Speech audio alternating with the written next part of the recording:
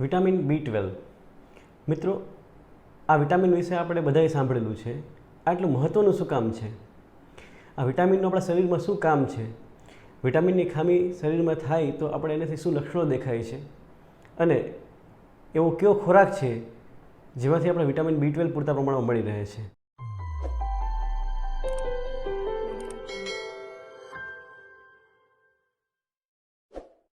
નમસ્તે મિત્રો, હું છું ડૉક્ટર રામ વડોદરા અને આજનો એક નાનકડો અને સરસ ટૉપિક છે એ છે વિટામિન B12. સૌથી કોમન વિટામિન છે જેની ખામી આપણા ભારતમાં જોવા મળે છે, કેમ કે ભારતમાં આપણે 47% જેટલા માણસોમાં વિટામિન B12ની ખામી જોવા મળે છે અને બાકીના જે 53% માણસો છે એમાં પણ ખાલી 26% માણસો એટલા એવો હોય છે કે જેમાં વિટામિન B12 પૂરતા પ્રમાણમાં જોવા મળે છે. પૂરતા પ્રમાણમાં એટલે કે જે આપણા શરીરમાં પૂરેપૂરા બધા કામ એના કરી શકે એટલા માટે. તો વિટામિન B12 છે એટલું મહત્ત્વનું શું કામ છે? કેમ કે વિટામિન B12 છે આપણા શરીરમાં ઘણા બધા અગત્યના કામ માટે જરૂરી છે. સૌથી પહેલું વિટામિનનું જે મહત્ત્વનું કામ છે એ DNA સિન્થેસિસ, એટલે કે આપણે જે કોશિકાઓમાં જે DNA છે, આપણું જે જનીન બંધારણ છે, એ DNA છે એ સિન્થેસિસ માટે એના બનાવટ માટે વિટામિન B12 જરૂરી છે. બીજું છે વિટામિન B12નું કામ છે એ છે હિમોગ્લોબિન અને જે આપણા બ્લડના અમુક કણ છે એને બનાવવા માટે. એ સિવાય આપણી શરીરની ઇમ્યુનિટી, રોગપ્રતિકારક શક્તિ છે એને જાળવવા માટે, શરીરમાં આપણે શક્તિ એટલે એનર્જીનું પ્રોડક્શન કરવા માટે, તેમજ વિટામિન B12 છે આપણા શરીરમાં જે રહેલી જ્ઞાનતંતુઓ છે તેમજ આપણા મગજના જે જ્ઞાનતંતુઓ છે એના નોર્મલ કામ માટે ખૂબ જ જરૂરી છે. તો હવે આ છે વિટામિન B12ના જે અગત્યના કામ. તો જો વિટામિન B12ની ખામી આપણા શરીરમાં જણાય તો એના આપણા લક્ષણો શું છે? એવા કયા લક્ષણો છે કે જે આપણા શરીરમાં જણાવવાથી આપણે ડૉક્ટરનો સંપર્ક કરીને આપણે વિટામિન B12 ચેક કરવું જરૂરી છે? તો પહેલું લક્ષણ છે જે મહત્ત્વનું છે અને કોમન છે એ છે થાક લાગવો. નાના મોટા કામમાં પણ શરીરમાં થકાન લાગવી, મોઢામાં ચાંદા પડી જવા, આંખમાં જોવામાં તકલીફ થવી, ચાલવામાં તમને શ્વાસ ચડવા માંડે અને વધારે પડતી થકાન અનુભવાય. એ સિવાય જ્યારે લોહીમાં હિમોગ્લોબિન ઓછું બને વિટામિન B12ની ખામી લીધે, એટલે આપણી જે ચામડી છે, સ્કિન છે એ સફેદ પડી જાય છે, પેલ થઈ જાય છે. પેટમાં પાચન ક્રિયા માટે પણ વિટામિન B12 જરૂરી હોવાથી જો એની ખામી હોય તો અપચો થવો, કબજિયાત થવું, ગેસ અથવા વારે ઓડકાર આવે એવી તકલીફ પણ વિટામિન B12ની ખામીમાં જણાય છે. હાથમાં અથવા પગમાં ખાલી ચડવી, હાથમાં ઝંઝનાટી જેવું ફીલ થવું અથવા ચાલવામાં બેલેન્સ છે જતું રહેવું. અને જો બહુ જ વિટામિન B12ની ખામી હોય તો આપણી કરોડરજ્જુમાં તકલીફ થવાથી બેલેન્સમાં ઘણો બધો પ્રોબ્લેમ થઈ શકે છે. એ સિવાય યાદશક્તિ ઘટી જવી, એકાગ્રતા, આપણે કોન્સન્ટ્રેશન છે ઓછું થઈ જવું, ઘણા માણસો છે એને લીધે ડિપ્રેશન પણ થઈ શકે છે. આ છે વિટામિન B12ની ખામીના કોમન લક્ષણો.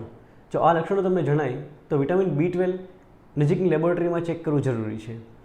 ખાસ એક સૂચના હું મારા મિત્રોને આપવા માગું છું કે મારી પાસે ઘણા દર્દી આવતા હોય કે જેને વિટામિન B12ની ગોળી અથવા તો ઇન્જેક્શન લીધેલા હોય અને વિટામિન B12નું બ્લડ લેવલ ચેક કરવા જાય છે. તો મિત્રો એવું ક્યારેય નહીં કરવાનું, કેમ કે જો તમે વિટામિન B12ની તમે ટેબ્લેટ ચાલુ હોય અથવા તમે ઇન્જેક્શન લીધેલા હોય અને તરત તમે વિટામિન B12નું લેવલ ચેક કરાવશો તો બ્લડમાં વિટામિન B12નું લેવલ ઘણું બધું વધારે બતાવશે, તો એ રિપોર્ટનો ખોટો ખર્ચો થશે.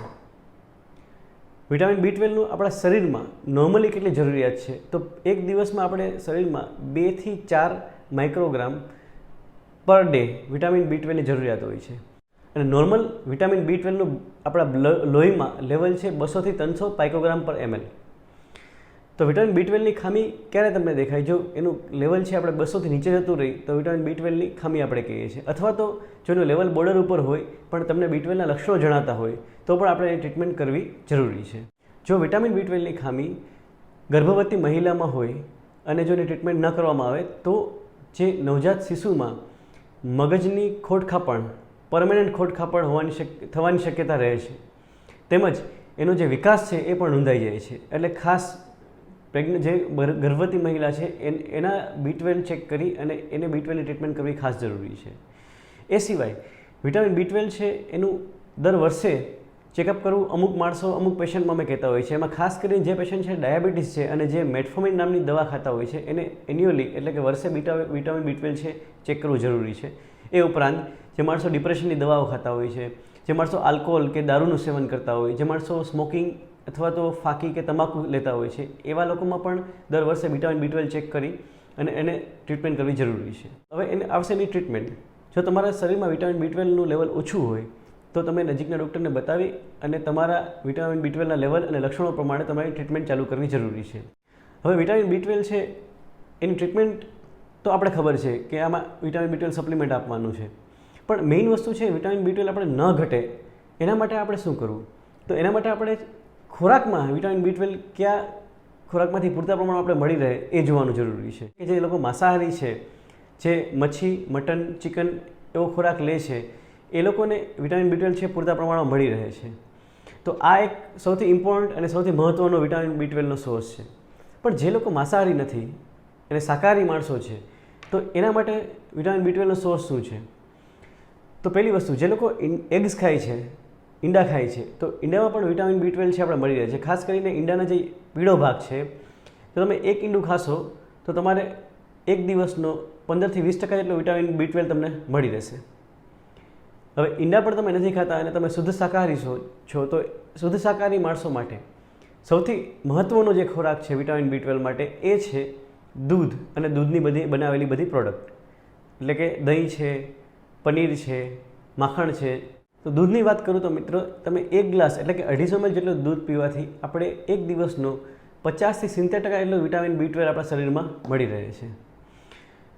જે લોકોને દૂધની એલર્જી છે અથવા દૂધ અથવા દૂધની પ્રોડક્ટ ન લઈ શકે તો એ લોકો માટે શું? તો એવા માત્ર અથવા જે માણસો વેગન્સ છે, કમ્પ્લીટલી વેગન્સ છે કે જે દૂધ પણ નથી લેતા, તો મિત્રો એના માટે અમુક માત્રામાં વિટામિન B12 છે બીજા ખોરાકમાં જોવા મળે છે. આ ખોરાક છે જેવા કે લીલા શાકભાજી, જેમાં છે પાલક છે, બીટ છે, ગાજર છે, મશરૂમ છે, તેમજ કઠોળ, ખાસ કરીને ફણગાવેલા કઠોળ જેવા કે ચણા છે, મગ છે, મઠ છે. આ બધા કઠોળમાં પણ વિટામિન B12 છે એ આપણા શરીરમાં અમુક માત્રામાં મળી રહે છે. આ ઉપરાંત ફ્રૂટ્સની વાત કરીએ આપણે તો ફ્રૂટ્સમાં આપણે અમુક ફ્રૂટ્સ એવા છે જેવું કે કેળું છે, સફરજન છે, સંતરા છે, તેમજ બ્લૂબેરી છે. એમાં પણ વિટામિન B12 છે એ અમુક માત્રામાં આપણા શરીરમાં મળી રહે છે. તો મિત્રો, આ વિડીયોમાં આપણે ટૂંકમાં જોયું વિટામિન B12 વિશે. છતાં પણ તમને જો અમુક વસ્તુ ન સમજાય તો મને કમેન્ટમાં જરૂર પૂછજો, હું એનો તમને આન્સર આપીશ. અને બને એટલો આ વિડીયો તમારા ગ્રુપમાં શેર કરો અને મારી ચેનલને સબસ્ક્રાઈબ કરો. Thank you.